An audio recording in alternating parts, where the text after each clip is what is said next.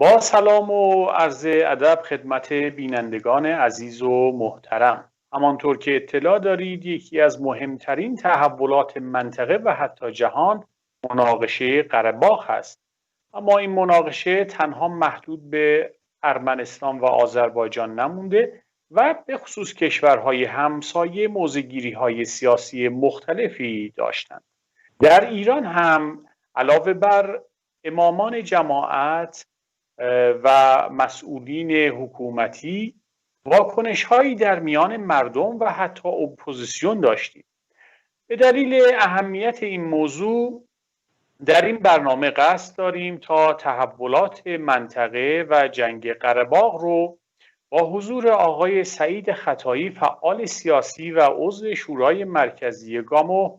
تحلیل و بررسی کنیم. در این برنامه ابتدا به بررسی بیانیه‌های صادره از جانب اپوزیسیون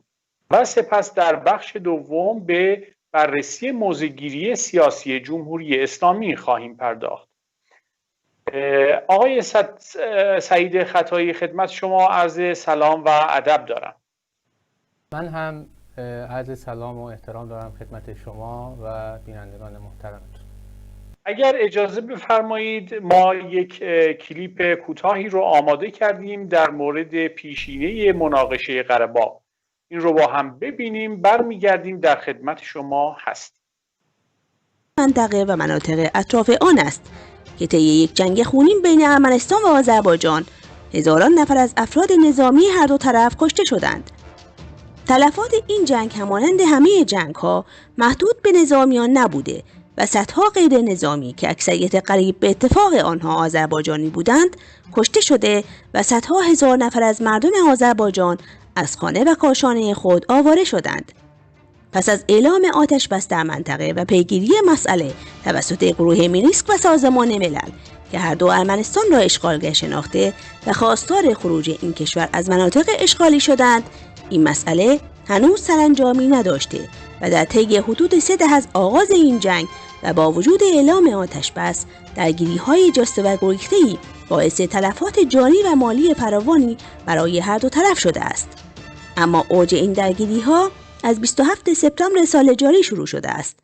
طولانی شدن این درگیری‌ها و جدیت آذربایجان برای تعیین تکلیف مسئله قره‌باغ تنها محدود به این دو کشور نبوده و باعث شده تا کشورهای خارجی به خصوص کشورهای همسایه نظیر ایران هم موضع‌گیری خود را داشته و اقداماتی در این زمینه انجام دهند.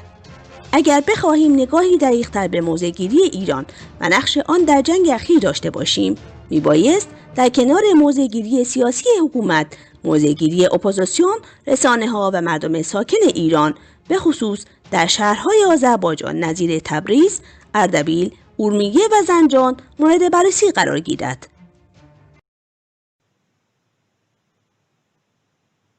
به عنوان سوال اول آقای سعید خطایی اگر زحمت بکشید در مورد ریشه های تاریخی این مناقشه برای ما توضیحاتی بفرمایید. بله حتما. ببینید بحث مناقشه قره‌باغ اصولا دارای ریشه تاریخی طولانی هست، ولی با توجه به علاقه‌ای که در واقع میشه گفت که اتنیک ارامنه نشون دارن که اونجا نشون بدن، ولی اساس مسئله از زمان فروپاشی اتحادیه جماهیر شوروی شروع شده و کشورهایی که از دل این اتحادیه مستقل شدن و جمهوریایی که به وجود اومدن در بحبوحه 1995 میشه گفت که پیک این مناقشه بوده و شروع اون از سال 1989 در واقع میشه گفت به صورت جست و گریخته بوده، ولی در واقع تحریک تیپ زرهی که روسیه در واقع شوروی در اون موقع بوده و ارامنه‌ای که در ارمنستان بودن، جمعیت ارمنی نشین در منطقه کوهستانی قره‌باغ باعث شد که در واقع جنگی در اون سالها نزدیک 30 سال پیش اتفاق بیفته و نزدیک به 1 میلیون انسان از اون منطقه آواره بشن و به عنوان آنطور که در گزارش‌های سازمان ملل وجود داره این جنگ نزدیک 30,000 نفر در واقع به صورت کشته وجود داشته. ما فجایعی مثل نسل‌کشی خوجالدین رو در این منطقه شاهد بودیم و تمیز کردن اتنیک در واقع آذربایجانی از 7 شهر و قره‌باغ کوهستانی. اصولا این رو میشه گفت مقدمه کوتاه بر اونچه که در مناقشه قره‌باغ نامیده میشه رو مطرح کرد. بسیار خوب. پس از آغاز این مناقشه از تاریخ 27 سپتامبر سال جاری شاهد این بودیم که در داخل ایران نزد مردم در شهرهای مثل تبریز، ارومیه، زنجان و اردبیل هم مردم واکنش هایی داشتند. خواست این تظاهرات چه بوده و در واقع آنچه که میخواستن بیان کنن چه بود؟ بله، همونطور که ابتدای صحبتم عرض کردم در سال 1995 این وقایع در نزدیکی مرز با آذربایجان، مرز بین دو آذربایجان اتفاق افتاد و تنها تفاوتی که در اون موقع داشت این بود که بیشتر مرزنشینان که در منطقه جنوب رودخانه ارس بودن این رو به عینه شاهد بودن و بیشتر شامل شهرها و روستاهای نزدیک به مرز بود که در واقع میشه گفت در دو شهری که مورد اشغال ارمنستان قرار گرفت این به عنوان شاهدان عینی این ماجرا اون مرزنشینان بودن. ولی تفاوت عمده‌ای که الان وجود داره در واقع میشه گفت که با توجه به رشد شبکه‌های اجتماعی و اطلاع رسانی دقیقی که بین مردم صورت میگیره این واکنش نسبت به 30 سال قبل واکنش بسیار گسترده‌ای در شهرهای آذربایجان بود، چرا که در واقع میشه گفت که قره‌باغ، منطقه قره‌باغ و به خصوص شهرهایی که به عنوان میشه گفت مهد به نوع مدنیت و موسیقی آذربایجان نامیده میشوند، در ادبیات، در تاریخ مردمان جنوب رودخانه ارس هم با میشه گفت حضور داره خودش و این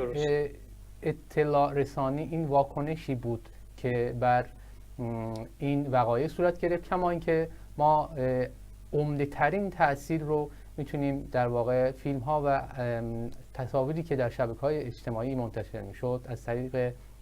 خود ساکنان شهرهای آذربایجان از جمله انزلی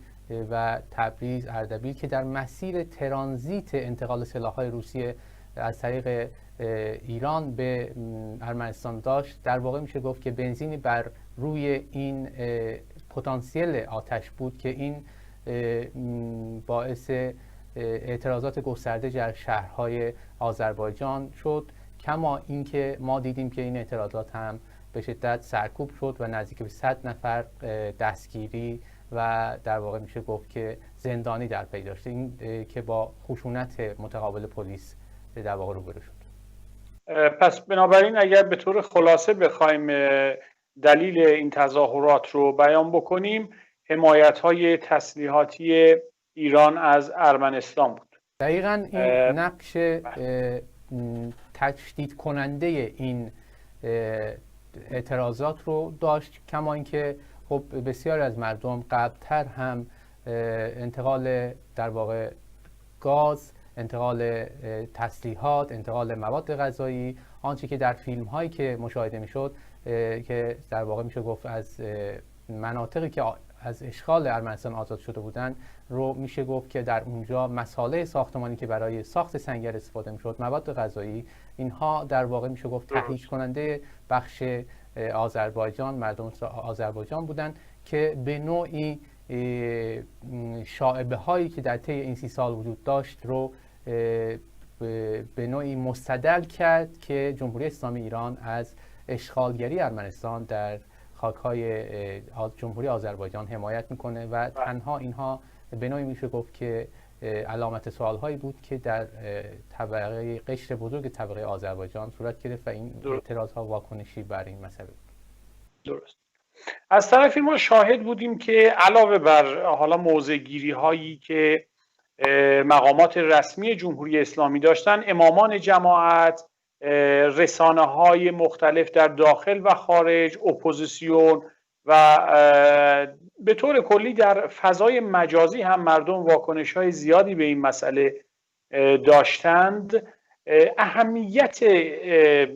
جنگ قره‌باغ و مناقشه موجود چیست که این همه در واقع در موردش صحبت میشه، بحث میشه، بیانیه صادر میشه؟ چه اهمیتی برای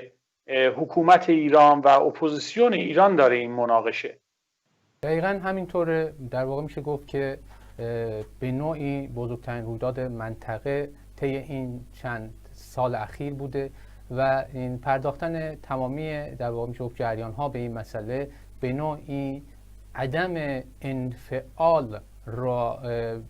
کنار گذاشتن بود که هر در واقع جریانی همونطور که شما مطرح کردید امامان جمعه و یا نمایندگان آقای خامنه‌ای در شهرهای آذربایجان به طور مثال اقدام به صدور بیانیه کردن. ببینید این بیانیه ها خب طبیعتاً شناختی که از دستگاه دیپلماسی جمهوری اسلامی ایران در واقع وجود داره، گفتمان و پراتیکش در میدان کاملا تضاد برانگیزه. به طور مثال در این بیانیه می‌بینیم که از خاک جمهوری آذربایجان به عنوان خاک اسلام یاد میشه، ولی در کنار اون انتقال تسهیلات نظامی و تجهیزاتی که برای نیازمند ارتش ارمنستان هست و انجام میدن. به نوعی میشه گفت که در طرفهای مقابل در جمهوری اسلامی به نوعی دستگاه دیپلماسی اون وزارت خارجه‌اش در ابتدا سکوت اختیار کرد. یعنی این انفعالی که در دستگاه دیپلماسی جمهوری اسلامی اتخاذ کرد به نوعی سردرگمی بود، چرا که میشه گفت که سیاست‌هایی که در طی 30 سال اجرا کرده بود رو در واقع با شکست مواجه کرده بود و تنها نظاره‌گر این بخش بود. در قبال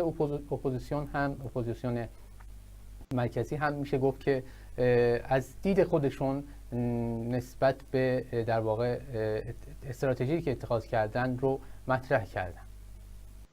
درست است. البته من این رو هم عنوان بکنم که در دهه 90 هم به همین شکل بود، یعنی یک تضادی وجود داشته و آقای مطهری هم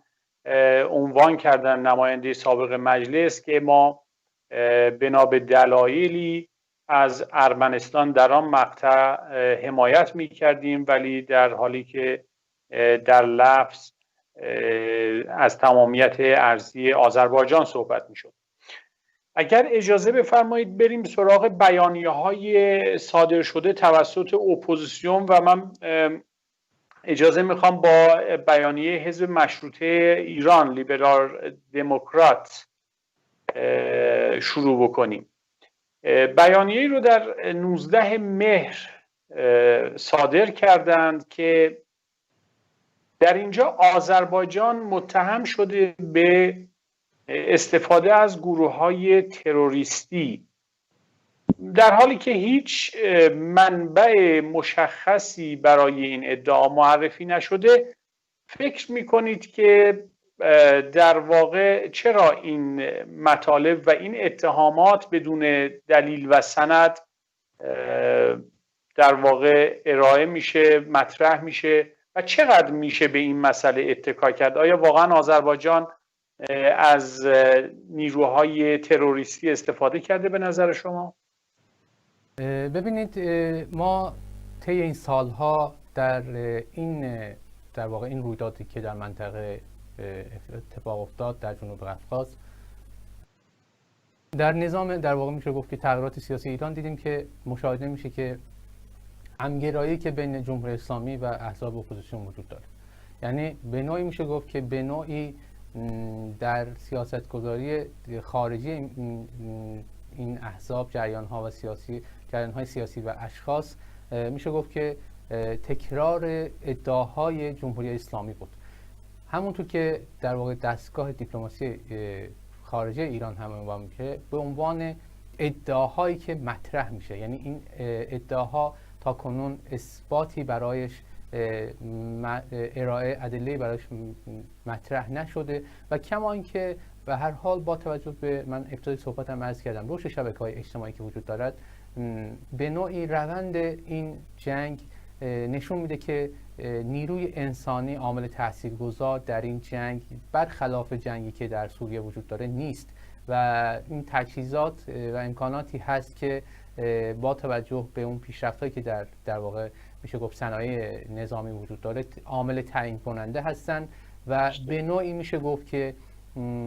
تضادی که بین میشه گفت که گروه‌های تکفیری که در سوریه وجود دارن با اون در واقع اتمسفری که بر خود روح ملت در جمهوری آذربایجان ساکن هست، به نوعی تضاد هست که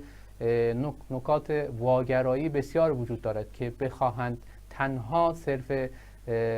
اسلام بشه حضور اونها رو در منطقه توجیه کرد. به نظر من این ادعا باید تابع منطق باشد و این ارزیابی کمان که بنده خودم در شبکه‌های اجتماعی از نقطه نظرات مردم میخونم، این نشون میده که حتی مردم عادی هم این استدلال و منطق رو کاملا غیر منطقی میدونن. بله، البته گفته میشه که تقریبا جمهوری آذربایجان 5 برابر ارمنستان نیروهای نظامی داره و از لحاظ اقتصادی و تجهیزات نظامی هم قابل قیاس نیست این دو کشور. علاوه بر این، تا جایی که من اطلاع دارم آذربایجان هنوز به نیروهای ذخیره خودش فراخوان نداده به شکل کامل، ولی خب ارمنستان حتی ویدیوهایی هم بود که از افراد زیر 18 سال و افراد مسن در جبهه‌های جنگ استفاده میکنه. دقیقاً همینطوره، یعنی همونطور که شما اشاره کردید بیشتر خبرگزاری هایی که در جمله رویترز، یورونیوز، گزارش هایی که از خود ایروان نشون میدن، ارامنه‌ای رو ما میبینیم که از نقاط دیگه دنیا، از آرژانتین، از لیتوانی، از آمریکا با در رده‌بندی سن‌های مختلف به صورت داوطلبانه دارن آموزش دیده میشن، ولی ما این نوع گزارش ها رو از خود خبرگزاری ها در مورد آذربایجان نمیبینیم. درست. بپردازیم به ادامه این بیانیه. من میخوام خیلی مختصر اینها رو یک مروری بکنیم چون قرار هست چندین بیانیه از احزاب مختلف رو بررسی بکنیم. در یک جایی در همین بیانیه اشاره شده که این تظاهراتی که در استانهای مختلف اتفاق افتاده در واقع شیپور جدایی خواهی بود و از رژیم مسلط بر ایران خواسته که در این زمینه اقدامات مؤثر انجام بده. به نظر میرسه منظور از اقدامات مؤثر همون در واقع سرکوب بیشتر توسط جمهوری اسلامی هست. حالا آقای خطای نظر شما چیست؟ ببینید این قبیل بیانیه ها بیشتر در سال 1385 یا سال می 2006 هم مشاهده شد، یعنی از سوی فعالین سیاسی مرکزگرا و احزاب که تظاهراتی که در واقع میشه گفت بر علیه نژاد پرستی در ایران از جانب آذربایجانی ها در شهرهای در نزدیک 32 شهر آذربایجان صورت گرفت رو خواهان این بودن که اینها سرکوب بشه، چرا که این در واقع زمزمه های و یا شعارهای جدای طلبانه در ایران است. ببینید بحث مطرح کردن جدای طلبی به نوعی پاک کردن صورت مسئله است که از طریق این جریان ها صورت میگیره، کما اینکه ما در این تظاهرات اخیر تنها شعارهایی که ما در واقع میدیدیم از طریق معترضین داره مطرح میشه صرفاً عدم حمایت از اشغالگری ارمنستان، عدم ارسال سلاح به این کشور و بسته شدن مرز زمینی نوردوز با ارمنستان حتی برای موقت که تا پایان جنگ بود که معمولاً کشورها ابتدایی ترین مسیری که انجام میدن طی این سالها در زمان جنگ این اقدام ها رو انجام میدن. ولی اینکه در این بحث بشه شعارهایی رو که به عنوان تجزیه طلبانه خوانده میشه از طریق همین بیانیه مطرح نبود و صرفاً دعوت به عدم مشارکت جمهوری اسلامی در جنگ بود، یعنی بر اون شعله دمیدن در شعله آتش جنگ. درست است. البته من انتقادی هم که میتونم خودم به این بیانیه داشته باشم این هست که به هیچ یک از قطعنامه‌های سازمان ملل هم اشاره‌ای نشده و به هر ترتیب اگر بیانیه قرار هست صادر بشه حداقل به یکی از منابع رسمی سازمان ملل باید استناد بشه، یک تاریخچه‌ای ازش عنوان بشه. از طرفی عدم دخالت ایران، لزوم عدم دخالت ایران در مسائل سوریه و ونزوئلا در این بیانیه به وضوح آورده شده، ولی هیچ صحبتی از ارمنستان نشده. بپردازیم به دومین بیانیه که مربوط هست به، البته بیانیه این نیست، مقاله کیهان لندن هست.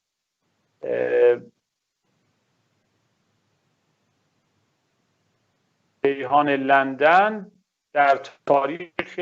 3 آبان مقاله به قلم آقای آرسن نظریان نوشته که پرسش‌های خیلی زیادی رو ایجاد میکنه، از جمله این که در مورد همین 4 تا قطعنامه صادر شده توسط سازمان ملل گفته شده که چنین چیزی اصلا وجود نداره و این دقیقاً عبارتش این هست که دستگاه‌های جنگ روانی باکو و آنکارا این رو در افکار عمومی جا انداختن. اما من از دوستان خواهش میکنم که قطعنامه سازمان ملل رو، آخرین قطعنامه سازمان ملل رو نشون بدن. اینجاست که بله، اینجا میشه خوند که قره باغ رو در واقع جزو جمهوری آذربایجان میدونه و از کلمه اکوپیشن استفاده کرده، در واقع اون مناطق رو مناطق اشغال شده میدونه. همچنین اشاره کرده به بمباران غیر نظامیان و لزوم خروج نیروهای ارمنی از مناطق اشغال شده. جای تعجب دارد که چطور هست که در کیهان لندن بدون توجه به این مسائل و واقعیت‌ها به این راحتی میان و در واقع مسائل رو تحریف میکنند. شما در مورد این مقاله چه فکر میکنید؟ ببینید، این مقاله خب از طریق کیهان لندن چاپ شده که آقای همونطور که اسمشون هم شما مطرح کردید، فکر کنم به نوعی استاد دانشگاه در دانشگاه ایروان هستن. ببینید اونچه که در این مقاله، آرگومنت هایی که در این مقاله مطرح شده، در واقع بالاخص عنوان کردن که قره باغ از جانب نیروهای ارمنستان اشغال نشده بلکه در کنترل آنها قرار داره. این نوع در واقع میشه گفت که بازی با کلمات هست. دقیقاً به همین شکل، معنای دیگه نداره و اینکه در واقع میشه گفت بسط دادن جمهوری ترکیه به مناقشه قره باغ، کمان که 30 سال پیش در سال 1995 که این در واقع نقطه پیک مناقشه بود و بعدتر هم به نوعی این مسئله نبود، ولی در کل در مجموع آنچه که من در اون ادله هایی که در این مقاله عنوان شده و با توجه به مصاحبه هایی که در واقع میشه گفت نخست وزیر ارمنستان، وزیر خارجه ارمنستان با رسانه های بین المللی از جمله میشه گفت که اخیراً از طریق دویچه وله انجام دادن، اون که میبینم در واقع آرگومنت هایی که اینها ارائه میدن به هیچ عنوان مورد اقبال جامعه جهانی نیست، چه برسه که به عنوان بخشی اغنا کننده بخشی از جامعه حتی خود ارمنستان باشه. ولی در مجموع اون چی که مطرح میشه در این یادداشتم در واقع میشه گفت که جمهوری موسوم به آرتساخ رو خود در واقع میشه گفت که ارمنستان هم به رسمیت نشناخته، ولی استفاده از اونجی که کشوری که به عنوان عضو سازمان ملل هست، به عنوان استفاده از به جای استفاده از جمهوری آذربایجان استفاده از لفظ رژیم باکو و تمامی اینها در واقع میشه گفت که زیبنده بینندگان یا مطالعه کنندگان این نوع رسانه ها نیست، ولی می شود گفت که آنچه که از قلوب اینها میگذره در واقع نمیشه گفت مورد اقبال اذهان و افکار عمومی جامعه جهانی نیست و ما هم میبینیم که بارها سازمان ملل قطعنامه‌هایی در این زمینه صادر کرده مبنی بر خروج نیروهای ارمنستان از قره باغ و حتی دهها بار آن رو اتحادیه اروپا، سازمان‌های همکاری اسلامی و دیگر مجامع و سازمان‌ها صادر کردند که این نوع آرگومنت‌ها مورد اقبال اونها نیست، یعنی اقناع کننده جامعه جهانی نیست. در همین مقاله اشاره شده به حمله آذربایجان به غیر نظامیان و حمله موشکی ارمنستان به گنجه رو دروغ عنوان کردن، مطلب کذبی عنوان کردن و اشاره کردن که فقط فرودگاه رو در آذربایجان، اونم فرودگاه نظامی رو مورد هدف قرار دادن، در حالی که خب تقریبا تمامی تلویزیون های معتبر دنیا و خبرگزاری های معتبر از موشکباران شهر گنجه گزارش های زیادی رو هم تهیه کرده بودند. به هر ترتیب اجازه بدید که بپردازیم به سایر قطعنامه ها. قطعنامه حزب توده در 11 مهر، اگر دوستان زحمت بکشن و این رو برای ما نشون بدن، در 11 مهر حزب توده قطعنامه‌ای رو عنوان کردند اینجا که در اونجا در تیترش نوشته شده طرح‌های تنش آفرین ارتجاع و امپریالیسم. در واقع این چه تعریفی دارند از امپریالیسم که عملیات نظامی برای آزادسازی خاک اشغال شده بتونه در اون بگنجه. یعنی من فکر میکنم اینجا حتی به کلمات و مفاهیم اون هم رحم نشده و آزادسازی خاک‌های اشغالی و برگرداندن نزدیک به 1 میلیون نفر به شهرها و روستاهاشون رو حرکتی ارتجاعی میدونه. در این مورد نظر شما رو میخواستم بدونم در مورد اطلاعیه‌ای که حزب توده منتشر کرده. دقیقاً همون که مقدمه که شما مطرح کردید، مثلا اینه که در هیچ کدوم یکی از این 11 بند این در واقع میشه گفت بیانیه ما انعکاسنده حقوق بین الملل رو درونش نمیبینیم. حقوق بین المللی که در مورد قره باغ از طریق شورای امنیت سازمان ملل مطرح هست و ما به هیچ عنوان نمیبینیم و در واقع میشه گفت که با توجه به فضایی که در حال حاضر در دنیا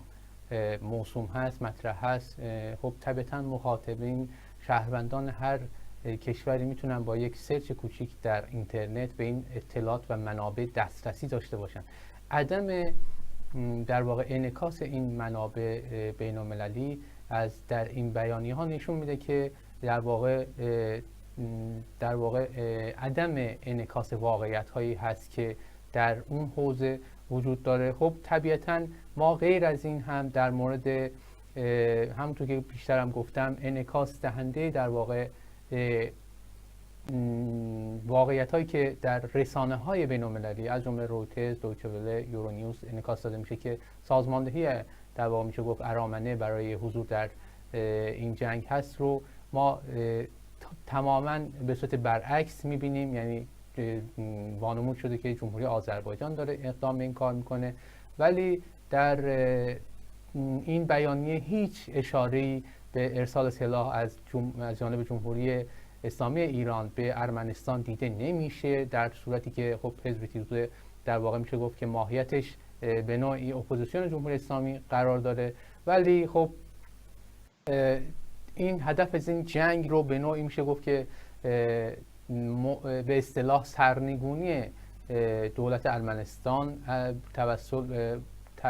به واسطه جمهوری آذربایجان مطرح میشه. حال اینکه اساساً نقطه‌ای که وجود داشت، جمهوری آذربایجان بعد از اینکه شهر زنگلان رو آزاد سازی میکنه در واقع مسیر حرکت ارتش خودش رو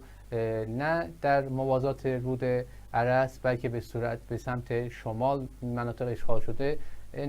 در واقع پیشروی میکنه و خب این نشون دهنده تمکین جمهوری آذربایجان به حقوق بین الملل هست، کما اینکه بماند که تاریخاً اون مناطق به نوعی به آذربایجانی ها متعلق هست. اون کوریدور 34 کیلومتری که بین میشه گفت ارمنستان و ایران وجود داره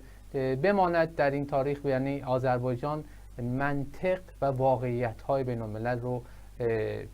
داره اقدام میکنه. چیزی که در واقع میشه گفت نکته که خود رئیس جمهور جمهوری آذربایجان رو مطرح کرد، در واقع این اجرای در واقع قطعنامه‌های سازمان ملل توسط ارتش خود جمهوری آذربایجان بوده که سالها بر روی کاغذ مونده بود. بله، تشکر میکنم. البته در همین بیانیه این در واقع اقدام نظامی آذربایجان رو حرکتی امپریالیستی و توسعه طلبانه قلمداد کردند. میتونیم چنین تعریفی داشته باشیم؟ یعنی کشوری که میخواد خاک اشغال شده خودش رو آزاد کنه، آیا میتونیم بهش بگیم حرکتی توسعه طلبانه، ولی در مقابل اشغال 20% از خاک یک کشور توسط ارمنستان چنین واژه‌ای رو استفاده نکنیم و برعکس بیایم و محکوم بکنیم آذربایجان رو، به جای اینکه در واقع ارمنستان رو محکوم کنیم که سازمان ملل، حقوق بین الملل هم این رو میگه و هر وجدان بیداری من فکر میکنم که متوجه این موضوع باشه که اصولا اشغالگر باید سرزنش بشه، نه اینکه ما برعکس اون شخصی که اون کشوری که قربانی هست رو سرزنش بکنیم. به هر ترتیب مسائل خیلی زیاد هست. باز هم در همین بیانیه باز اشاره شده به مزدوران جهادی بدون اینکه رفرنسی داده بشه، اشاره شده به آتشبس فوری. خب آتشبس خیلی خوب هست، اما به هر ترتیب وقتی بیانیه صادر میشه، به نظر من صادر کننده بیانیه باید یک راهکاری رو هم ارائه بده. یک حزبی که خودش رو در حدی میدونه که در مورد تحولات منطقه و جهان بیانیه صادر بکنه، باید بتواند برای مشکلات موجود راه حلی رو هم ارائه بکنه. راه حل حزب توده برای اون 1 میلیون نفری که آواره شدند چیست؟ و من جایی ندیدم در این بیانیه، فقط تکرار همان در واقع اتهاماتی بود که جمهوری اسلامی و سلطنت طلبها زدند، یک جانبه نگری به مسئله، سانسور حمله ارمنستان به غیر نظامیان و سانسور قطعنامه‌های سازمان ملل اما از این مسئله هم که بگذریم، حزب کمونیست کارگری ایران هم بیانیه‌ای صادر کرده. حزب کمونیست کارگری ایران، خب در اینجا نوشته شده که حکومت‌های منطقه باید نیروهای نظامی خودشون رو از قره‌باغ بیرون بکشن. خب این خیلی منطقی نیست، یعنی هر دو طرف حکومت‌های نظامیشون رو بیرون بکشن. خب بعد دیگه چیزی نگفته، فقط اومده اشاره کرده که ساکنین منطقه حق داشته باشن که مسائل و امور اداری خودشون رو به هر کدام از دولت‌ها ارجاع بدن.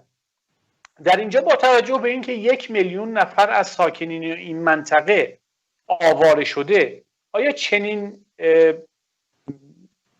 در واقع نظری، چنین پیشنهادی میتونه منطقی باشه آقای خطایی؟ ببینید، اون بحثی که خب طبعاً من هم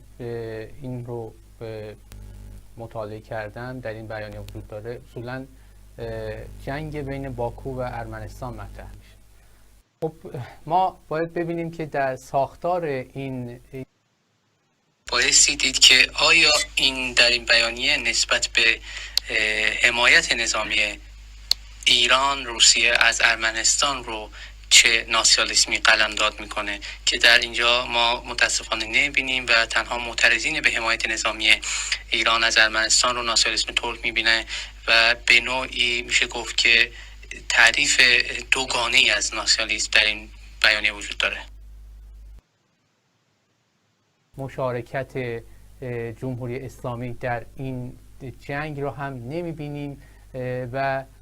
به طور بالخص در واقع در قبال سیاست هایی که در جمهوری اسلامی در قبال سوریه، در قبال ونزوئلا، یمن داره رأساً مورد انتقاد این جریان ها، این احزاب و در واقع طیف‌ها هست، ولی مشخص میشه که به نوعی سکوت همراه با رضایت در این بیانیه ها در قبال ارمنستان وجود داره. اساساً هم میشه گفت که مسئله اینجا در واقع میشه گفت اگر مطرح کنیم آذربایجان هست. یعنی چرا؟ چون که در طرف مقابل آذربایجان و جمهوری آذربایجان قرار داره، خوانش از جمهوری آذربایجان به عنوان رژیم باکو هست و این در قبال اون آمال و آرزوهای باستانگرایانه هست که اینها کما اینکه در بعضن هم بنده میبینم که در این بیانیه ها انعکاس داده شده، ولی این آمالی هست که با جنبندی این بیانیه ها میشه بهش پرداخت کرد بدون پرداختن به تکلیف 1 میلیون انسانی که از خانه و کاشانهشون مجبور وادار به در واقع ترک محل زندگیشون شدن بدون ارائه هیچ گونه راهکاری در قبال این موضوع که به چه صورت بایستی حل بشه. صرفاً تکرار موضع جمهوری اسلامی از دیدگاه این احزاب اپوزیسیون جمهوری اسلامی خود به نوعی علامت سوالی هست که در بین بسیاری از روشنفکران در واقع به وجود اومد. در واقع اون چه که از این مطلب میشه استنتاج کرد این هست که در واقع به نوعی خواستار رفراندوم در اون منطقه شدن، در حالی که خب بدون بازگشت اون 1 میلیون نفر آواره چنین مسئله امکان پذیر نیست. مگر میشه یک کشوری به راحتی بیاد به یک کشور دیگری حمله کنه و افراد بومی اونها رو از شهرها و روستاها آواره بکنه و بیاد و بگه خب حالا بیاید رفراندوم انجام بدیم، که به نظر خیلی منطقی نمیاد. اما در ادامه همین بیانیه اومده شعارهای، دقیقاً این جمله رو به کار برده، شعارهایی که بوی گند نفرت پراکنی میدن. در واقع شما هم فرمودید که هدف اصلی از این تظاهرات محکوم کردن ایران به ارسال سلاح به ارمنستان بوده و طبیعتاً شاید اگر این تظاهرات برای محکومیت ایران در مورد دخالت در جنگ سوریه و عراق بود، شاید تیترهای متفاوتی رو ما شاهد بودیم و حتی استقبال می‌کردن. نظر شما در این مورد چیست؟ آیا می‌توانیم تظاهرات مردم رو در شهرهایی مثل تبریز به این مسئله تقلیل بدیم، یعنی به مسئله اتنیک و شعارهای نژادی ارتباطش بدیم حتی؟ ببینید، ما این مسئله رو این نوع در واقع ادعا رو باید در شعارهای معترضین باید ببینیم. خب اونچه که ما میبینیم این شعارها و حتی پوششی که در واقع بعضاً ولو به صورت کوتاه از جانب برخی رسانه‌های فارس زبان و بسیار از رسانه‌های کشورهای منطقه و بین‌المللی صورت گرفت، این بود که رأساً خواستار این بودن که مرز زمینی ایران با ارمنستان ولو برای مدت کوتاه بسته بشه، در واقع سلاح‌های روسی از طریق بندر انزلی و مرز نوروز به ارمنستان انتقال داده نشه، منابع و مایحتاجی که برای در واقع میشه گفت نظامیان در جبهه قره باغ صادر میشه رو مسدود بشه و این دخالت حضور نداشته باشه. ولی اگر چنین خوانشی از روی این شعارها، این تجمع‌های اعتراضی وجود داره، بایستی دید که در اتاق فکر طرف مقابل احزابی که این بیانیه رو این چنین صادر میکنن به نوعی که دیگر ستیزی را مبنای خودشون قرار دادن و به نوعی فاشیسم در کالبرد ناسیونالیسم ایرانی رو ما میبینیم که این فضا، این تفکر بر اتاق فکر این گونه احزاب حاکمه و هویت ملت ترک رو در واقع هویت ترکی ملت ترک آذربایجان رو نمی شود، نه تنها ملت آذربایجان بلکه هیچ ملتی رو نمیشه به عنوان در واقع چیزی که من دیدم به عنوان بیماری، نفرت و یا چیز دیگری قلمداد کرد. این مشمول از دیدگاه شخص بنده مشمول هویت در واقع ملت فارس هم نمیشه. درست. البته در جای دیگری هم اومده که دست جمهوری اسلامی و ناسیونالیسم ترک از زندگی مردم کوتاه و مردم در اینجا آنچه که از متن این نوشته برمیاد اشاره به ساکنین فعلی قره‌باغ داره و در واقع این حرکت آزادسازی مناطق اشغال شده به نوعی با ناسیونالیسم ترک تعبیر شده. اما من فکر نمی کنم که اگر در مورد جنگ ایران و عراق آزادسازی خرمشهر رو ناسیونالیسم ایرانی بخوایم تعریف بکنیم. تشکر میکنم آقای سعید خطایی در مورد توضیحاتتون. ما 2 تا بیانیه دیگری رو هم داریم. اگر اجازه بفرمایید بپردازیم به بیانیه جبهه ملی ایران در تاریخ 7 و 20 اکتبر که بیانیه‌ای رو صادر کردن. در این بیانیه صراحتاً نوشته شده در بیانیه 7 اکتبر جنگ باکو و ارمنستان، یعنی اگر باز نوشته میشد باکو و ایروان خب قابل توجیه بود، یا ارمنستان و آذربایجان باز قابل توجیه بود. اینکه یک طرف بحث رو با باکو مطرح میشه با کلمه باکو و طرف دیگر درگیری رو اسم کشور مطرح میشه، آیا معنای خاصی داره؟ همینطور ببینید اون چیزی که در این بیانیه ها وجود داره بایستی تابع به نوعی میشه گفت که حتی اگر اتاق فکر در واقع جبهه ملی رو هم در نظر بگیریم بایستی ببینیم که از چه منطقی دارن در گفتمان خودشون استفاده میکنن. خب این بیانیه ادبیات هم تشابه داره به طیف سلطنت طلب ها و خود رژیم ایران که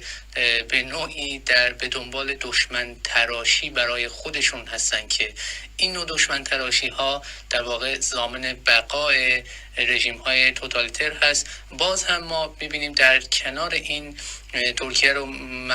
در واقع متهم به توسعه طلبی میکنه، در حالی که بیشتر حمایت های دیپلماتیک سیاسی ترکیه استوار بر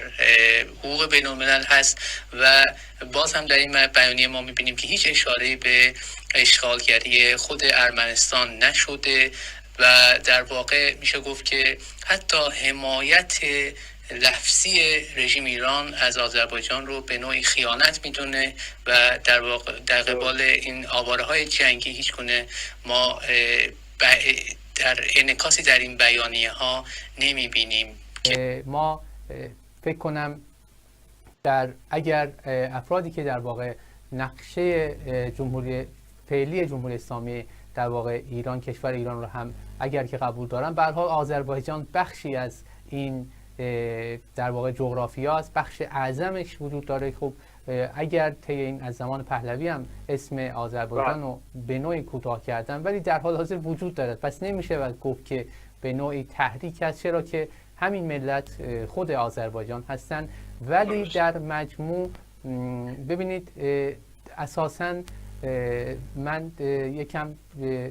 در واقع اگر اون فضایی که وجود داره به این مسئله وارد بشم، اینه چیز که ارامنه بعد از اون که در واقع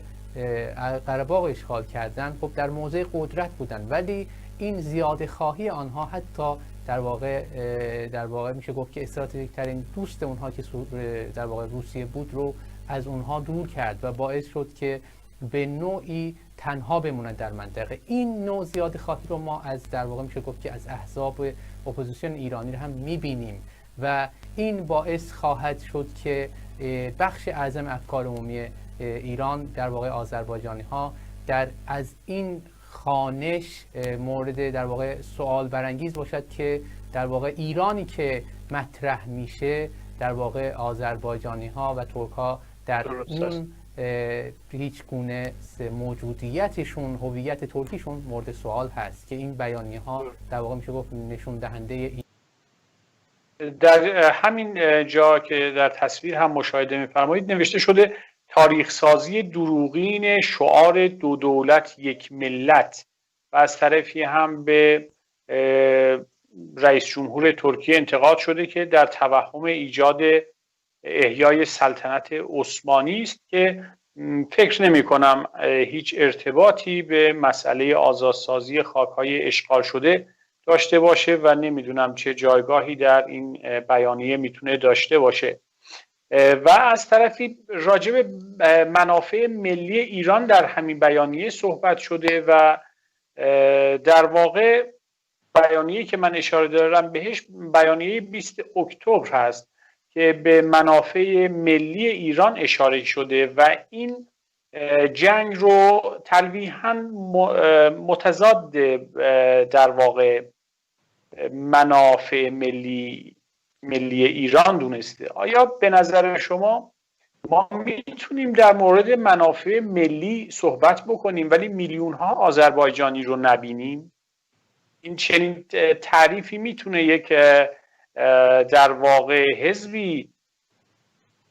یک چنین تعریفی از منافع ملی ارائه بده بدون اینکه نظر میلیون ها آذربایجانی رو در نظر بگیره؟ ببینید اون چیزی که من تو این بیانیه هم میبینم در واقع نقد نزدیکی، یعنی انتقاد از نزدیکی جمهوری آذربایجان به اسرائیل هست. ببینید خب اسناد و مدارک بسیاری وجود داره که در زمان جنگ ایران در واقع جمهوری اسلامی ایران با عراق بسیاری از سلاح‌های اسرائیلی از طریق واسطه ها به ایران فروخته شده. خب اگر این نزدیکی رو که به صورت از طریق واسطه ها و در واقع میشه گفت که چندین برابر اون قیمت واقعی که وجود داشت رو به عنوان سلاح به ایران فروختن، خب اگر به این منظر نگاه کنیم دولتی که در واقع میشه گفت در جمهوری آذربایجان ساکن هست به عنوان این تجلی میشه گفت که اون اراده اون ملت، خب این حاکمیت سیاسی اون کاملا به نوعی میشه گفت که دستش بازه در ایجاد روابط با دولت ها. اون چی که من از بیانات این سران دولت در این روزها در از جمله آذربایجان دیدم که عنوان کردن که بیشتر از 90% این سلاح‌ها از جانب روسیه تامین میشه و همینطور برای ارمنستان هم در واقع سندیت داره. ولی اساساً اگر من مطرح کردن تضاد منافع ایران مطرح باشه بایستی دید که کدام منافع، یعنی اگر منافعی که میشه گفت که آذربایجانی ها در اون حضور ندارند رو منافع ملی ایران مطرح میکنن، به نوعی میشه گفت که اینها هدیه تجزیه ایران رو دارن میدن به اون ملت هایی که در اون جغرافیای سیاسی موسوم به در واقع میشه گفت که ایران ساکن هستن. این نوع تعریف از منافع واقع دستاورد همین نگاه جریان‌های سیاسی هست که به مردم آذربایجان القا میکنن که منافع ایران و آذربایجان نمیتونه در کنار هم به موضوعات هم پیش بیاد و در واقع ترس از قدرتگیری جمهوری آذربایجان هست که این رو ما در 30 سال اخیر دیدیم که سران رژیم ایران خواهان این بودن که این در واقع مذاکرات بی‌نتیجه در تداوم داشته باشه و آذربایجان در شرایط جنگی زیست کنه و این نوع در واقع نگاه، این فریادی هست که در این بیانیه ها ما میبینیم که در واقع به طرز عجیبی دارن ابراز ناخوشنودی و حتی ابراز ترس میکنن که این جمهوری آذربایجان قدرت بگیره در منطقه، چرا که قدرتگیری جمهوری آذربایجان تاثیر بسیار مهمی در آذربایجانی‌های ایران در واقع خواهد داشت و به شکل عجیبی ما می‌بینیم که تظاهرات کنندگان رو دشمن ایران معرفی میکنن. این دشمن پنداری فراموش نکنیم که از جانب این جریان های اپوزیسیون داره صورت میگیره که برای خودشون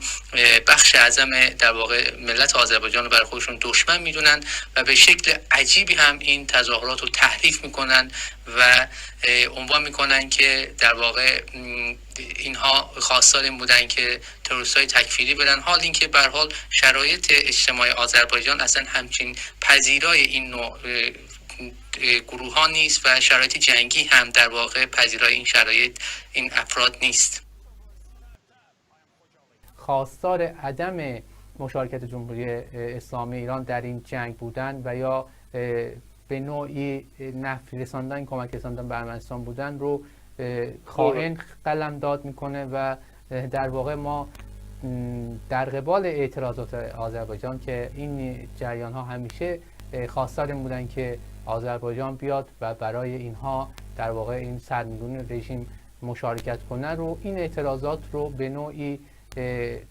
تظاهرات کنندگان رو خائن نامیدن. یعنی این نوع تعریف نشون دهنده این هست که بایستی دید که در اتاق فکر آنها میشه گفت که چه نوع بیماری حاکم هست که جمعیت 35 میلیونی ترک‌های آذربایجان رو بیمار قلمداد میکنه. البته این بیماری خودپنداری رو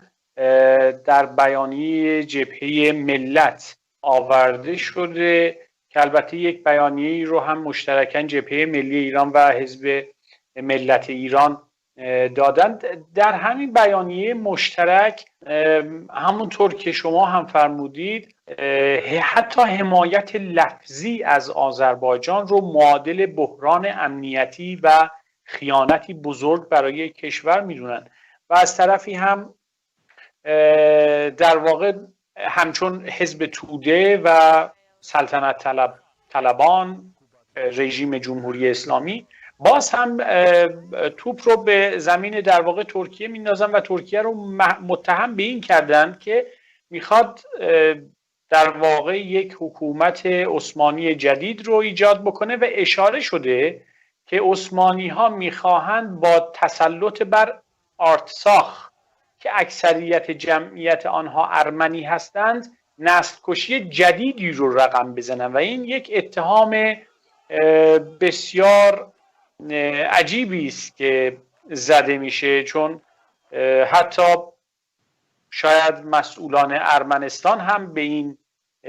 غلظت و به این شدت ترکیه رو محکوم نمی کنن که برخی از احزاب اپوزیسیون دارن این کار رو میکنن. و در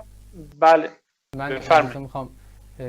به این صحبتاتون دقیقا همین بحث از جانب نخست وزیر ارمنستان هدایت میشد بدون پرداختن به حقوق بین الملل در موضع قره باغ و در واقع جبهه‌گیری کشور جمهوری آذربایجان. این بحث دادن ترکیه به بحث مناقشه قره باغ از طریق رسانه‌های فارسی زبان و حتی رسانه‌های جمهوری اسلامی ایران هم شدت داده میشد. این که اصولاً بایستی برای تحریف در اذهان افکار عمومی این مسئله پیش بیاد که همونطور که آقای نیکول پاشینیان مطرح می‌کردن بدون اینکه به نوعی طرف جمهوری آذربایجان رو مورد این مناقشه ببینه و مطرح کنه، جمهوری ترکیه و شخص آقای اردوغان رو درگیر این مسئله میکرد که به نوعی میشه گفت که انحراف است. یعنی این نوع نگاه به این مسئله، خوانش از این مسئله بایستی دید که آیا جمهوری برخلاف اون که روسیه، فرانسه و آمریکا به عنوان در واقع میشه گروه میانجیگر در این مسئله وجود دارن، ترکیه نه تنها میانجیگر نیست ولی اینکه حمایت لوجستیکی روسیه از ارمنستان، حتی سیاسی فرانسه از ارمنستان به نوعی میشه گفت که در مقابل اون اتحاد استراتژیکی که جمهوری آذربایجان با ترکیه داره رو خواستن تحریف کنن و این نوع در واقع دستاویزی هست برای انحراف افکار عمومی از واقعیت حقوقی این مسئله. البته یک نکته رو هم بنده اینجا اجازه میخوام اضافه کنم که جمهوری آذربایجان به مراتب سلاح‌های بیشتری رو از اسرائیل وارد میکنه تا ترکیه، ولی هیچ وقت ما ندیدیم که در مورد اسرائیل چنین مطالبی گفته شده و بیشتر تاکیدشون روی ترکیه است. حالا در یک جای دیگر در آخر همین بیانیه که در تاریخ 15 مهر بود، یک مطلب خیلی جالبی نوشته شده. این نوشته شده که در واقع اعتراضات تبریز در پشتیبانی از باکو بوده و درخواست، یعنی تظاهر کنندگان درخواست باز شدن مرزها را برای اعزام جنگجویان سوری ضد شیعه و داعشی به جبهه قره‌باغ در کنار داوطلبان ایرانی رو دارند. یعنی تظاهرات شهرهای تبریز و اردبیل و دیگر شهرها برای این بود که مرزها رو باز کنید تا داعشی ها برن به آذربایجان کمک بکنن. خیلی ادعای نمیدونم چیپ شاید بشه گفت، یک مطلب چیپی در همین بیانیه آورده شده و از طرفی نوشته شده ما موشک پرانی باکو به شهرهای مسکونی را محکوم میکنیم، ولی هیچ نظری در مورد موشک پرانی ارمنستان به شهرهایی مثل گنجه ندارن و یا هیچ نظری در مورد اشغال 20% از خاک آذربایجان توسط ارامنه و اون فجایعی که در خوجالی و سایر شهرها و روستاها اتفاق افتاد ندارن. من اجازه میخوام که با آخرین بیانیه این بخش از بحثمون رو به پایان ببریم. مربوط هست به بیانیه حزب ملت ایران که خب میشه در همه این بیانیه ها به نوعی اشتراکات زیادی رو در واقع پیدا کرد که من از شما خواهم خواست در پایان که اشتراک در واقع این بیانیه ها رو برای ما مطرح بفرمایید. اما من خیلی گذرا اجازه میخوام به این بیانیه فقط یه اشاره مختصری داشته باشم و از شما بخوایم که اشتراکات این بیانیه ها رو برای ما بفرمایید. در این بیانیه آورده شده که ارمنستان و آذربایجان در حوزه تمدن ایران شهری بودند و اینها از سرزمین هایی هست که در واقع از سرزمین مادری جدا افتادند که دسیسه کشورهای جعلی ترکیه بوده. یعنی این حزب حتی کشور ترکیه رو هم کشوری جعلی خطاب میکنه. من نمیدونم حالا یک حزبی که میخواد و خودش رو به عنوان آلترناتیو برای اداره یک کشور 85 میلیونی میدونه، میاد به همین راحتی یک کشوری رو در واقع جعلی خطاب میکنه. باز هم بازی با واژگان، اصلا کشور جعلی چه تعریفی داره که اینها از این واژه استفاده میکنن و خیلی عجیب هست برای من استفاده از این در واقع جملات و اتهاماتی که زده میشه. و به هر ترتیب در همین بیانیه هم از رژیم ایران خواسته شده که به شدت معترضین سرکوب بشن و حتی از رژیم جمهوری اسلامی خواسته شده که به آذربایجان حمله نظامی بکنه و در آخر هم باز هم به میلیون ها ترک در آذربایجان و در واقع نه تنها آذربایجان، در این سوی ارس آن سوی ارس در ترکیه و هر شخصی که ترک هست یک توهینی برای اونها انجام شده و نوشته شده که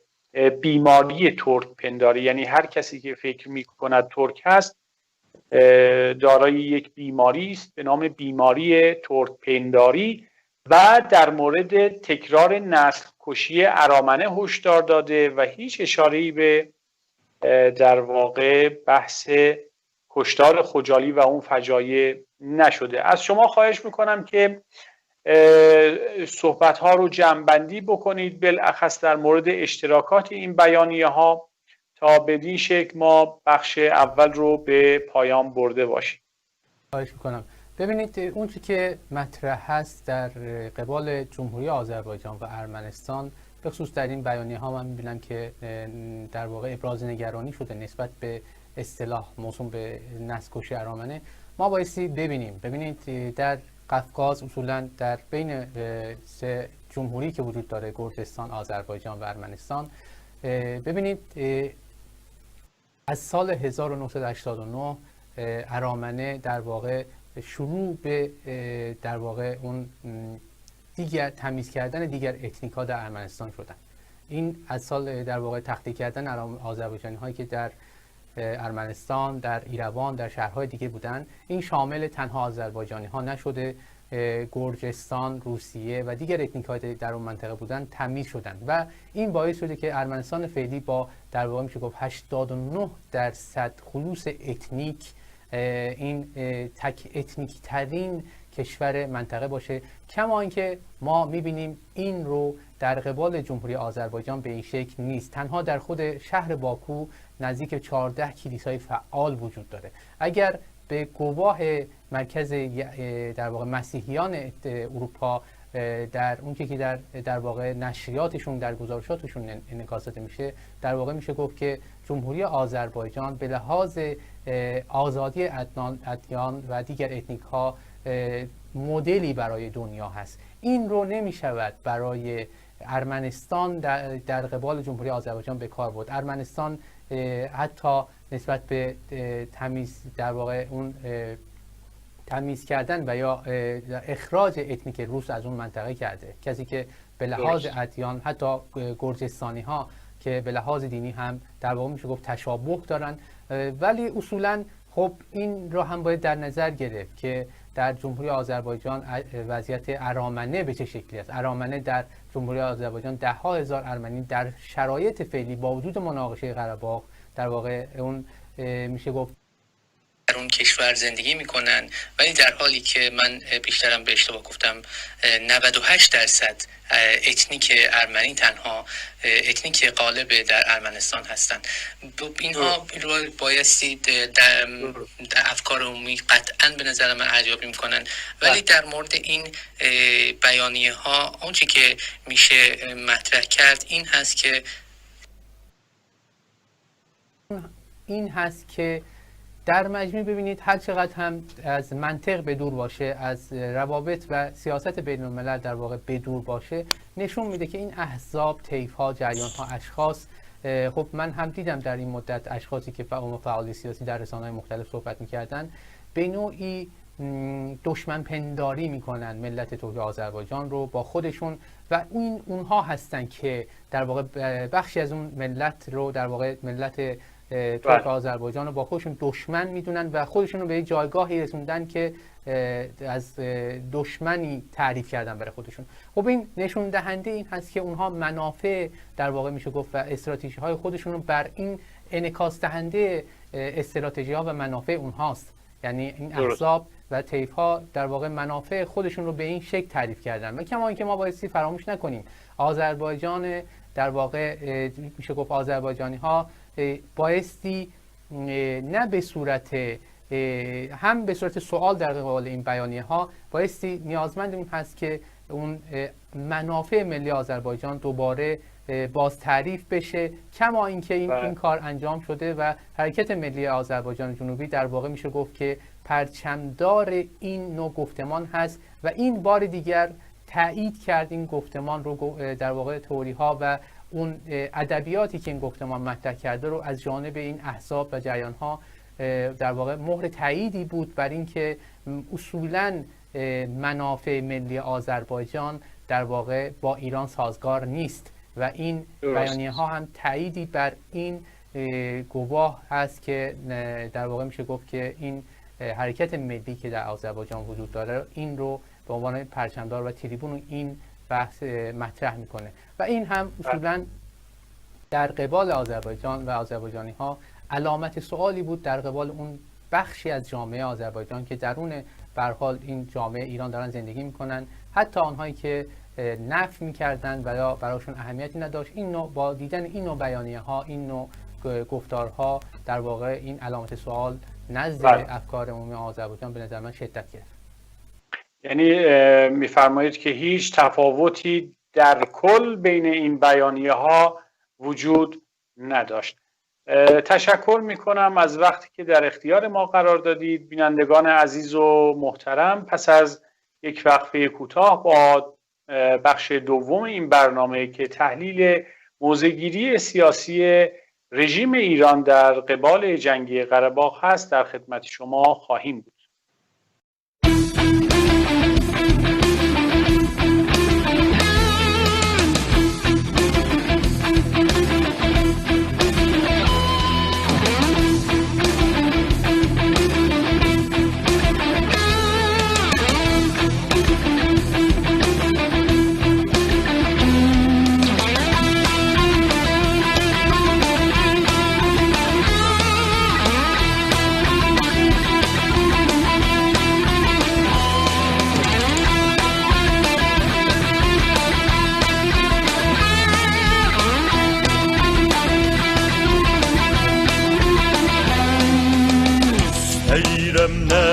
Çəkəm,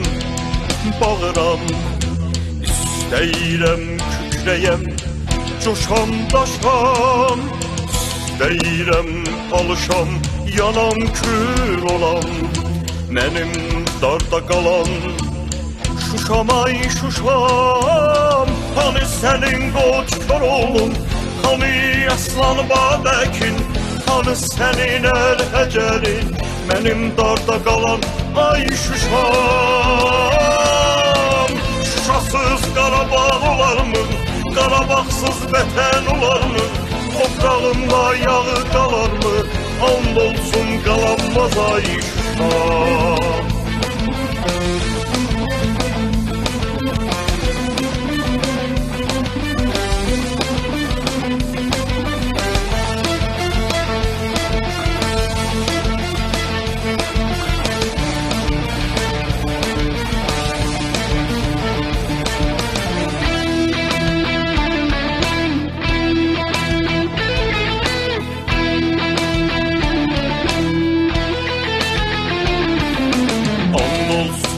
Allah'ın o bir adına, and olsun babaların əziz ruhuna,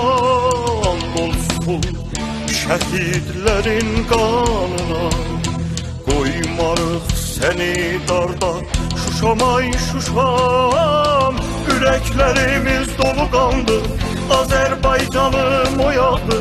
Füzulu Ağdama dayaqdı, Laçın Kəlbəcərim, ay Şuşam, Şuşasız Qarabağ olarmı, Qarabağsız vətən olarmı, toprağında yağı qalarmı, and olsun qalanmaz ay Şuşam. Hani sənin qoç Koroğlun, hani Aslan Babəkin, hani sənin Ərhəcərin, mənim darda qalan ay Şuşam. Şuşasız Qarabağ olarmı, Qarabağsız vətən olarmı, toprağında yağı qalarmı, and olsun qalanmaz ay Şuşam. Qarabağ Azərbaycanındır, Azərbaycanınki qalacaq. با عرض سلام مجدد خدمت شما بینندگان عزیز و محترم و همچنین آقای سعید خطایی، فعال سیاسی و عضو شورای مرکزی گامو. ادامه صحبت هامون رو در بخش دوم پی خواهیم گرفت با موضوع موضع‌گیری سیاسی ایران در قبال جنگ قره باغ. در این بخش به عنوان اولین سوال از آقای سعید خطایی میخوام بپرسم که یک تضادی همونطور که شما در بخش اول هم فرمودید وجود داره در بین در واقع رفتارهای عملی و در واقع موضع‌گیری‌های لفظی جمهوری اسلامی از طرفی امامان جماعت و یا حتی برخی از سیاسیون رژیم صحبت از تمامیت ارضی آذربایجان میکنن و از طرفی هم برای ارمنستان سلاح میفرستن. این تضاد نشأت گرفته از چیست و چرا علیرغم موضع عملی ایران که کاملا در جبهه ارمنستان ایستاده، برخی از امامان جماعت صحبت از تمامیت ارضی آذربایجان و دفاع از آذربایجان میکنند. ببینید، از زمان شروع این در واقع میشه گفت مناقشه، طی زمانی که آقای هاشمی رفسنجانی رئیس جمهور ایران بودن، ما فراموش نکنیم وقتی در واقع وزرای خارجه ارمنستان و آذربایجان رو برای مذاکره به تهران دعوت کردن، در همین حین بود که شهر زنگلان و در واقع قوبادلی که نزدیک به نوعی ارتباطشون با دیگر شهرهای آذربایجان قطع شده بود، مورد اشغال قرار گرفت. خود آقای هاشمی رفسنجانی در خاطراتش عنوان میکنه که وقتی وزیر خارجه جمهوری آذربایجان به من اعلام کرد که در حین مذاکرات این چه نوع اقدامی هست که در مورد از جانب ارمنستان داره اعمال میشه و داره به در واقع اشغالگری ادامه میده، من خودشون عنوان میکنن که من هم گفتم که به ارمنستان اطلاع خواهم داد، ولی صرفاً به نوعی میشه گفت که اتلاف وقت در حین مذاکرات برای به نفع جمهوری در واقع ارمنستان بود. این خاطراتی که هست که در خود یاد کتاب آقای هاشمی رفسنجانی هم انتشار داده شده. ولی اساساً روند ایران در طی این مناقشه قره باغ در طی 30 سال به همین منوال بوده که تجربه‌ای که آقای هاشمی رفسنجانی مطرح کرده هست. اصولاً تداوم این پروسه در واقع خواست قلبی ایران بود، اینکه این مناطق تحت در واقع اشغال ارمنستان قرار بگیره و این مذاکرات فرسایشی ادامه پیدا کنه. در واقع ما به هر حال اگر که در آن زمان عده‌ای مطرح می‌کردن که به هر حال کامیون هایی که به سمت ارمنستان داره تردد داده میشه در اون زمان دهه 90، ولی در این حین مردم آذربایجان با مشاهدات عینی خودشون که در شبکه‌های اجتماعی هم من گفتم انتشار دادن، این انتقال در واقع سلاح‌ها، ببینید این بسیار مهمه، آن هم در روزهای آغازین جنگ که هنوز برتری نظامی جمهوری آذربایجان اثبات نشده بود و عملیات و تاکتیک‌های نظامی که آذربایجان خواست در این جنگ به کار بگیره هنوز روشن نشده بود، بسیار تعیین کننده بود. اینها بسیار مطمئن و با خیال آسوده داشتن این تسهیلات و ماشینات ادوات نظامی رو انتقال میدادن. بنا گزارشی که خود صدا و سیمای در واقع آذربایجان شرقی مرکزی تبریز انتشار داد، تنها در یک فقره ما میبینیم که 670 کامیون نظامی کاماز به این منطقه به ارمنستان ارسال شده و کما اینکه منم عنوان کردم مساله و مواد غذایی بسیاری توسط اون فیلم هایی که هست از جبهه ارمنستان وجود داره که سربازان ارمنستان ازش در واقع پشتیبانی میشه. اینها تماما به نوعی میشه گفت که نشان دهنده نه بیانیه ها بلکه واقعیت های رفتاری جمهوری اسلامی در قبال این مناقشه است که به نوعی برای اذهان اگر اندکی از مردم هم به روشن نشده بود با این اقدامات در واقع نمایانگر و روشن شد.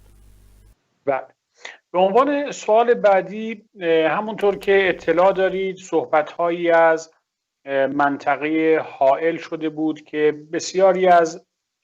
در واقع می شود گفت احزاب اپوزیسیون هم بر این مسئله تاکید داشتن و حتی برخی از سیاسیون رژیم ایران و این مطلب رو عنوان می کردن که برخی از راکت های طرفین درگیر به این سوی ارز در واقع اصابت کرده و باعث خساراتی شده و ایران بایستی یک منطقه حائل ایجاد بکنه. اما نکته اینجاست که این منطقه حائل رو که ادعا می‌کردن باید ایجاد بشه، نه در زمان درگیری ها که اون منطقه در اختیار و در کنترل ارمنستان بود، بلکه بعد از فروکش کردن درگیری ها این مسائل مطرح شد و خیلی عجیب بود. اصولا باید زمان این اقدام صورت بگیره که درگیری وجود داره. نه زمانی که درگیری تمام شده. و پس از اینکه خب تقریبا این مسئله منتفی شد و هیچ بهانه‌ای برای این کار باقی نماند، با در واقع حضور نیروهای آذربایجانی و تحت کنترل در آوردن این منطقه، بدون سند و بدون مدرک ادعاهایی در مورد وجود تروریست ها در اون منطقه مطرح شد و باز هم لزوم منطقه حائل رو عنوان کردند. شما چی فکر میکنید در این باره؟ آیا هدف ایران واقعا حفظ سلامت امنیت ساکنان اون منطقه هست یا اهداف دیگه‌ای داره؟ در همین بازدید سران سپاه از مرز هم همه شاهد این بودند که انتقاداتی هم به ایران وارد شد که در واقع پساب‌های صنعتی ارمنستان جان خیلی از اهالی اون منطقه رو هم تهدید کرده و ایران هیچ واکنشی به این مسئله از خودش نشون نداده. نظر شما چیست؟ ببینید، این منطقه اصولا قره باغ کوهستانی و 7 شهری که در اشغال، در این طی مدت این 30 سال در اشغال ارمنستان بوده، خود به تنهایی استعداد و پتانسیل این را داشت و کمان که نشون داده بود منطقه‌ای که خارج از نظارت دولت مقتدر هست، منطقه‌ای که خارج از نظارت سازمان‌های بین‌المللی هست، خود در واقع لانه بسیاری از خرابکاری‌ها و تبهکاری‌ها بود. کما اینکه گزارشات بسیاری وجود داره که توسط رسانه‌های معتبر دنیا مطرح میشه، اینکه بسیار از گروه‌های تروریستی که در منطقه فعال هستند، در سوریه فعال هستند، که سالیان سال هست با اون در اون منطقه در واقع دارای کمپ‌های اختصاصی هستند، از جمله گروهک تروریستی PKK که در تنها منطقه شمال قره باغ دارای 5 کمپ نظامی هست که سالیان سال در اونجا جا خوش کرده. ولی اساساً اینکه چرا در طی این 30 سال جمهوری اسلامی به فکر این نبوده که در قبال این رژیم خودخوانده بخواد منطقه حائل ایجاد کنه، چون که بسیار از شرکت‌ها و همکاری نزدیکی داشتن جمهوری اسلامی با این در واقع این منطقه، با سران در واقع این منطقه، ولی اساساً در واقع اون ناامنی هایی که به طور مثال در بلوچستان، در افغانستان، در خود در واقع غرب آذربایجان وجود داره، نیازمند این هست که منطقه حائل ایجاد بشه، ولی اصولا ما ببینیم که مطرح نیست. ولی نکته قابل تأمل این هست که پس از اینکه جمهوری آذربایجان این نوار مرزی رو از اشغال ارمنستان آزاد کرد، صحبت منطقه در واقع حائل پیش اومد که خودش به نوعی تضاد در نوع نگاه و رفتار جمهوری اسلامی، با وجود اینکه خودش در لفظ هم عنوان میکنه که تمامیت ارضی جمهوری آذربایجان رو به رسمیت میشناسه، وجود داره. و مشاهده کردید که اونطور که در واقع بیانی ها و گفتمان های رؤسای جمهور و مسئولین جمهوری آذربایجان وجود داشت، این که نوار مرزی از اشغال آزاد شده و جای هیچ گونه نگرانی برای در واقع جمهوری اسلامی ایران وجود نداره. ولی همونطور که شما هم مطرح کردید، خب مشکلاتی برای افراد اون مردم ساکن اون منطقه از جانب ارمنستان بارها گزارش شده. همینطور که فرمانده سپاه هم در اون منطقه حضور داره، ساکنان اون منطقه اعلام میکنن که آبی که در واقع رودخانه آراز هست توسط ارمنستان مورد در واقع آلاینده های هسته‌ای و صنعتی قرار میگیره که واکنشی هم در قبال این پاسخ وجود نداشته. به صورت نقش مخرب ارمنستان در این منطقه از جانب جمهوری اسلامی ایران هیچ وقت مورد در واقع صحبت واقع نشده و نکته قابل تأمل این هست که این اساساً این نوع برخورد در دیگر نقاط مرزی هم وجود نداره. درست. گفته میشه که رژیم ایران نیروهای نظامی رو از شهرهای مختلف از جمله مازندران، از استان مازندران به سمت مرز اعزام کرده. به نظر شما دلیل این مسئله چی میتونه باشه؟ یعنی دلیل عدم استفاده از نیروهای بومی اون منطقه چیست؟ ببین دقیقاً همینطوره. خب تصاویر، اخبار و پروپاگاندای بسیاری در این مورد توسط رسانه‌های در واقع رژیم ایران انعکاس داده شد، حتی رسانه‌های فارسی زبان خارج از کشور. ولی اساساً اینجا به نوعی میشه گفت که بسیاری از در واقع تحلیلگران این نظریه داشتن که در واقع با اعتراضات گسترده‌ای که در خود شهرهای آذربایجان صورت گرفت مبنی بر انتقال سلاح‌های روسی به ارمنستان، شاید تحلیل هایی که ارائه میدادن انتقال نیروهای در واقع میشه گفت اون پیاده نظام و تسهیلات به همراه تسهیلات، اون تسهیلات نظامی، پوششی بر انتقال سلاح‌های نظامی به ارمنستان بود. این مسئله رو مطرح می‌کردن. ولی مسئله اساسی از دیدگاه بسیاری از در واقع میشه گفت اون جامعه این بود که چرا نیروهای در واقع سپاه در خود آذربایجان، خود تبریز، اردبیل و یا دیگر شهرهای آذربایجان در اون منطقه در واقع سکنا داده نشدند و نیروهای از به عنوان مثال نیرویی که در اون منطقه انتقال دادن سپاه مازندران، سپاه کربلای 25 مازندران بود که خود این نشون میده که اختلافات شدیدی در بین نیروهای سپاه نسبت به موضع‌گیری که نسبت به مسئله قره باغ دارن وجود داره و نشون دهنده این هست که اتاق فکر سپاه و در واقع سران حاکمیت رژیم ایران در تهران در این مورد اعتمادی به حتی نیروهای سپاه در آذربایجان ندارن و مسئله به طور بالخص این هست که این اختلاف بسیار شدیدتر، بسیار عمیق‌تر از آن چیزی است که میشه مطرح کرد که در واقع به نوعی دهنکجی هست به خود نیروهای سپاه در آذربایجان که در واقع با انتقال نیروهای مازندران به این منطقه صورت گرفته. بله، بسیار مهم هست اون چه که شما عنوان فرمودید. مانور میتونه پوششی باشه همونطور که شما فرمودید برای انتقال سلاح به ارمنستان و اینکه بی‌اعتمادی رژیم ایران به سپاه در شهرهای مختلف آذربایجان بسیار نکات مهمی است. به طور کلی شما اگر بخوایم جمع‌بندی بکنیم استراتژی فعلی ایران رو چطور می‌بینید در قبال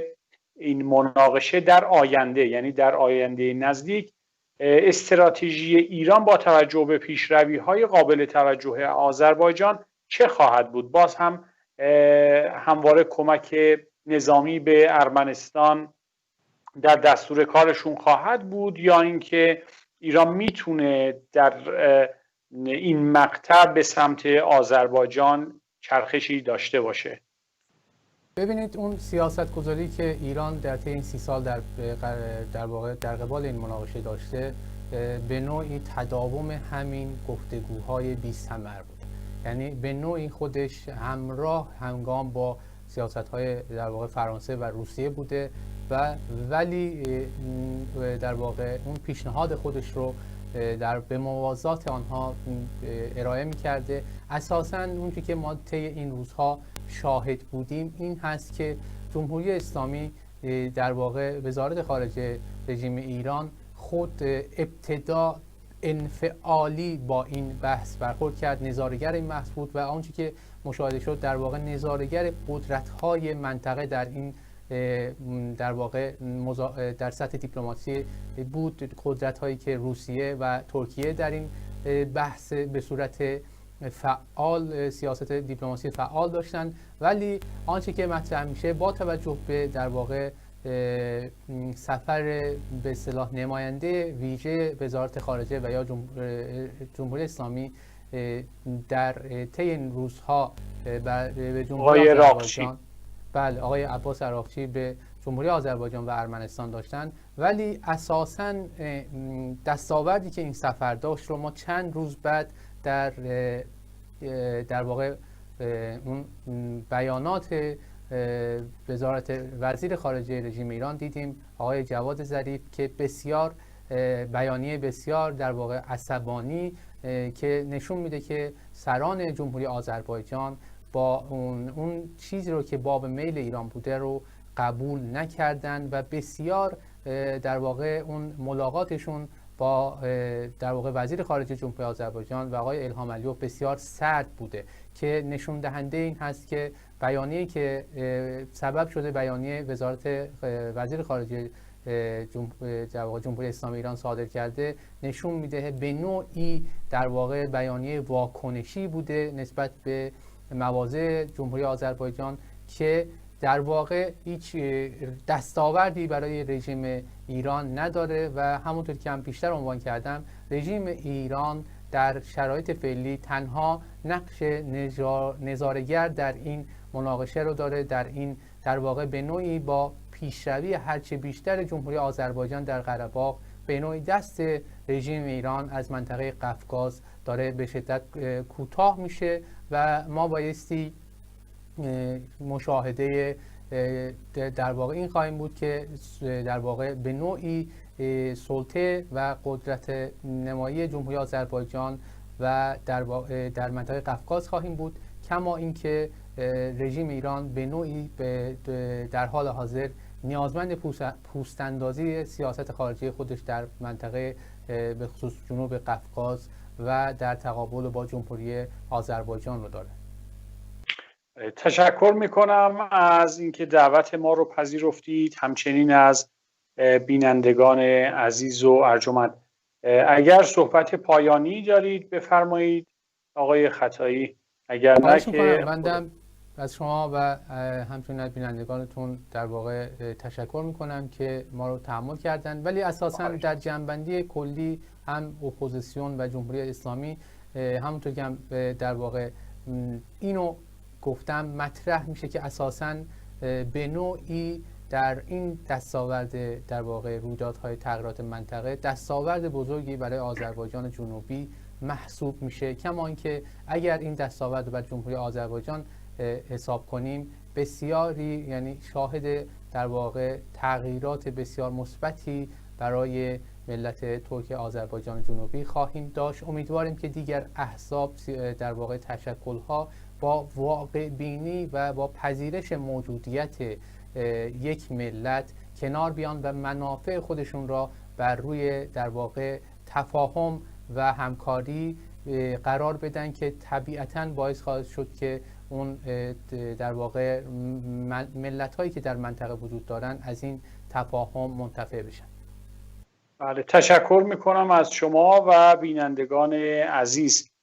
تا برنامه دیگر خدایار و نگهدارشون.